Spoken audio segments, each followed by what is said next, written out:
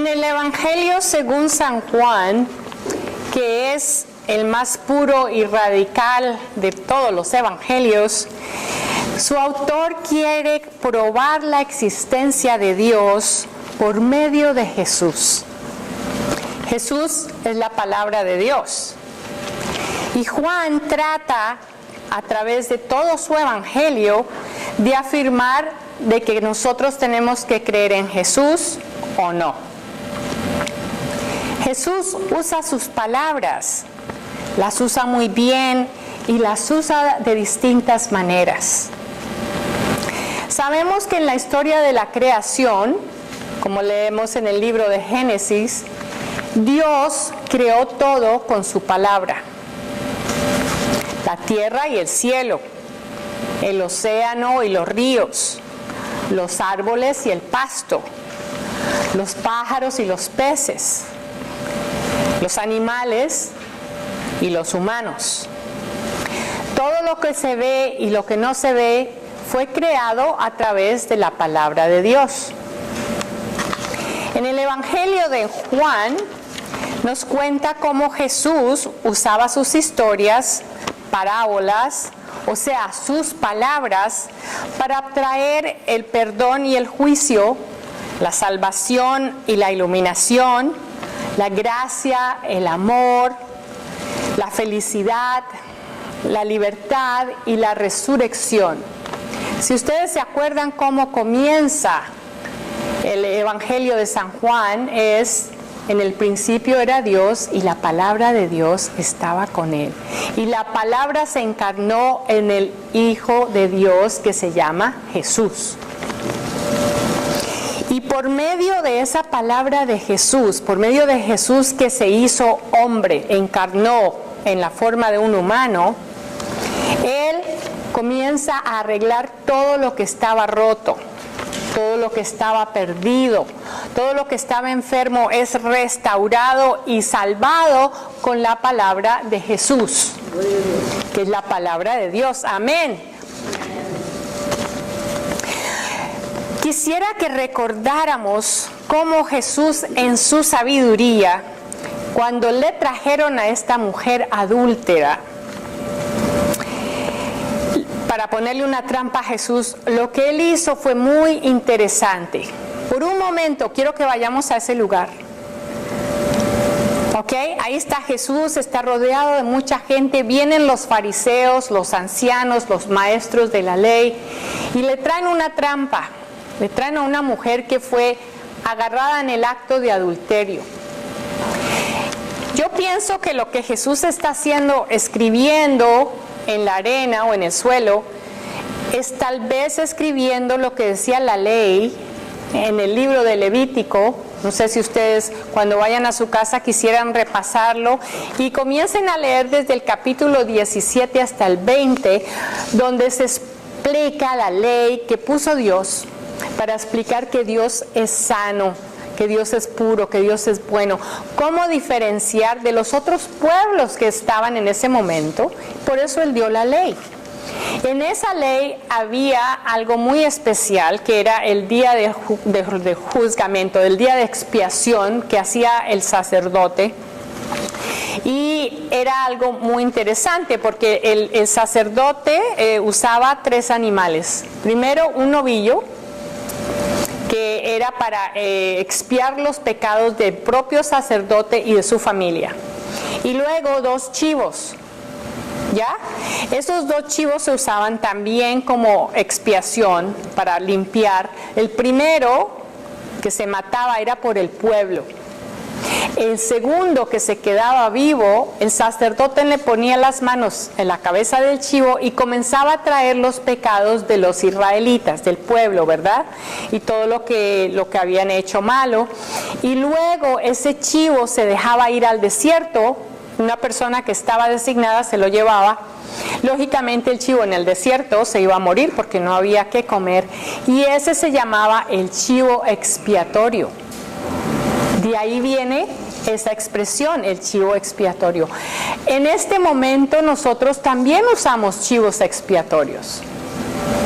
En la historia, la mujer era el chivo expiatorio, pero lo que Jesús estaba escribiendo, porque en Levítico dice, si ustedes leen, si una mujer y un hombre casados están adulterando, ambos tienen que ser puestos a muerte. ¿Qué es lo que no leemos? Que vinieron a decirle a Jesús, mira esta, la cogimos en el acto, hay que matarla. ¿Qué pasó con el hombre? El chivo expiatorio. ¿Y qué estaba haciendo Jesús? Escribiendo, ¿verdad? Les dije que pensaran. ¿Qué más escribía Jesús? Se me olvidó decirles que esto es un diálogo, así que necesito que me ayuden. Dime tú, ¿qué pensaste que escribió Jesús? Pues yo pienso que estaba dibujando algo. Tal vez decía, María. No, eran hombres, ¿verdad? Los que estaban acusando a la mujer. Me iba anotando. Alfonso, tú dijiste mentiras. Mateo, tú robaste y le quitaste plata a esta persona. Rodolfo, tú también te acostaste con otra mujer. Pienso que Jesús estaba escribiendo los pecados de los hombres que estaban acusando. O sea, el chivo expiatorio se volteó. Jesús era bien inteligente, era bien sabio, pero también tenía una manera muy suave de voltear las cosas. Entonces, en vez de decirle, pero yo sé lo que usted hizo, simplemente lo escribió. Usted también ha sido malo. Y luego, ¿qué hace cuando ellos se comienzan a ir? No, porque Jesús pregunta, ok, el que esté libre de pecado, que tire la primera piedra. En esa época, ¿cómo mataban a la gente? A pedradas. ¿Y qué pasó? Que todos comienzan a botar la piedrita y se van. Con la colita entre las piernas. No se acordaban. ¿Por qué nosotros cada domingo tenemos un momento que se llama oración de confesión? Porque nosotros todos, no hay un hito que se salve, incluyendo yo. Es más, yo soy más pecadora que ustedes. Cometo no solamente de hecho, pero también de pensamiento o imprudencias. Pasa un loco corriendo en el frigo y digo, ojalá que te... Eso es un pecado, yo no debo desearle mal. Así sea que me haya cortado en el... ¿Sí? No debo hacer eso. Entonces todos somos culpables. ¿Qué fue lo que hizo Jesús? Le recordó a cada uno que tenemos que confesar el pecado y que no podemos usar apuntar con nuestro dedo, porque acuérdense que cuando uno apunta, ¿qué pasa con este?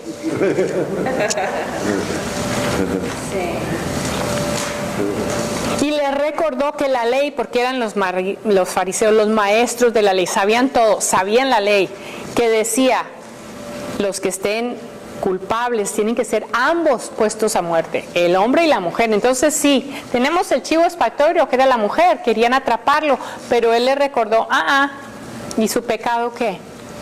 ¿Y qué pasó? Todos se fueron. ¿Y qué dice Jesús a la mujer? ¿Dónde están los que te acusan? ¿Y qué dijo ella? No están. ¿Y qué dijo Jesús? Yo tampoco te acuso.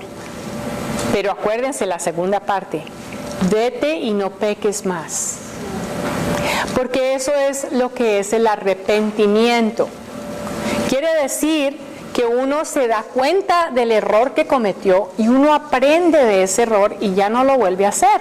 Entonces, quiere decir que cambiamos la ruta, cambiamos la manera de actuar. Si yo estoy cometiendo lo que les digo, que les grito a los que manejan cosas feas, ya no debo decir eso. Entonces, ¿saben qué hago? En vez de hacer lo que hacía antes, les doy la bendición. Y se quedan así, ¿ya?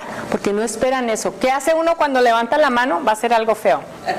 Pero si les damos la bendición, ya no saben qué hacer. En este país todavía tenemos chivos expiatorios. ¿Cuáles son? Los inmigrantes. Ah, porque entonces son ilegales. Ah, porque entonces son malos. Ah, porque entonces todos son traficantes de droga. A mí me duele, porque yo soy colombiana y ustedes saben dónde nacieron los expertos en traficar droga. En Colombia. Entonces la gente asume que como soy colombiana, entonces también debo tener marihuana, cocaína. ¿Qué pasó? A veces me han tratado como chivo expiatorio. Se ha tratado como chivo expiatorio siempre a las minorías en este país. Primero fueron los chinos, que se los llevaron a California a construir los rieles del tren. Luego en Nueva York llegaron los italianos, eran malos. Pero después llegaron los irlandeses, eran malos. Japoneses eran malos. ¿Y ahora quiénes somos los más malos? Los hispanos y los mexicanos.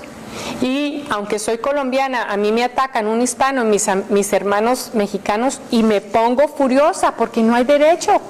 Porque no podemos usar a todos como chivos expiatorios. Sí, algunos son malos. Sí, algunos son ladrones. Sí, algunos son traficantes de drogas. Pero no todos. No hay que generalizar. Y entonces con nuestras palabras tenemos que hacer eso claro. Y ya no me pongo brava. Cuando me dicen y me preguntan, ay, colombiana, ¿no tienes? Le digo, no, pero tengo un primo Carlos. Ahí ya no dicen nada. A veces hay que usar el humor. ¿El primo Carlos? Los italianos usaban a mi primo Guido. Mi primo Guido, cuando veían que desaparecía alguien, ellos usaban a Guido, el primo. Entonces yo digo, pues ahora yo tengo el primo Carlos. No sé si se acuerdan ustedes que uno de los más grandes narcotraficantes se llamaba Carlos Escobar. Entonces yo uso Carlos, mi primo Carlos. Tenemos que ser muy cuidadosos con nuestras palabras. No tenemos que usar eso que es. Yo sé que es nuestra naturaleza humana, no tomar responsabilidad. Y siempre tenemos un chivo expiatorio al que se le echa la culpa. Ustedes saben que aún los animales hacen eso. Cuando estuvimos en Alaska, fuimos a oír a un Texas Ranger, ¿cómo se dice en español? El policía del Parque Nacional, que nos estaba explicando los lobos. Y nos explicaba que los lobos viven en manada. Hay un lobo alfa y una loba alfa, y ellos generalmente son los que se juntan y son los que van a ser los padres de la manada. Y la manada cuida a los lobitos, o cuando nacen todos los cuidan, y cuando se van siempre se van en manada. Resulta que hay un lobo o una loba que es el débil. Ese es el chivo expiatorio. Ese lobo siempre va de últimos. Y cuando los lobitos cuando están chiquitos, ¿a quién van y le pegan y le dan patadas y lo muerden? Al lobo expiatorio. Y los grandes cuando pelean es a ese. Y ellos se van, cuando la manada se va, él siempre va de últimos. Pero ¿qué pasa con el expiatorio? Cuando vienen otros animales predatorios a agarrar a la manada, ¿a quién cogen? Al lobo, que es el chivo expiatorio. Y nosotros como humanos hacemos lo mismo. Cuando no tomamos responsabilidad por nuestros actos, hay que echarle la culpa a otro. ¿Dónde comenzó eso? Sí, cuando Adán se comió la fruta y viene el padre y le dice, ¿qué pasó? La mujer que me diste, la culpa no fue de él. Y Eva, ¿qué dijo? La serpiente. Tampoco fue la culpa de ella. O sea, la culpa nunca es de nosotros, es otro. Entonces acordémonos, el punto que tenemos que acordarnos hoy es que en vez de echarle la culpa a otro, de tener un chivo expiatorio, tenemos que tomar la responsabilidad y ayudarle a ese chivo expiatorio. Entonces yo me paro y yo defiendo al inmigrante, porque yo soy inmigrante. Claro, yo soy ciudadana de este país, pero yo nací en otro país, yo soy inmigrante. Y me duele cuando me insultan a un hermano o a una hermana, mexicano, salvadoreña, de donde sea. Hagamos lo mismo. Amén. Amén.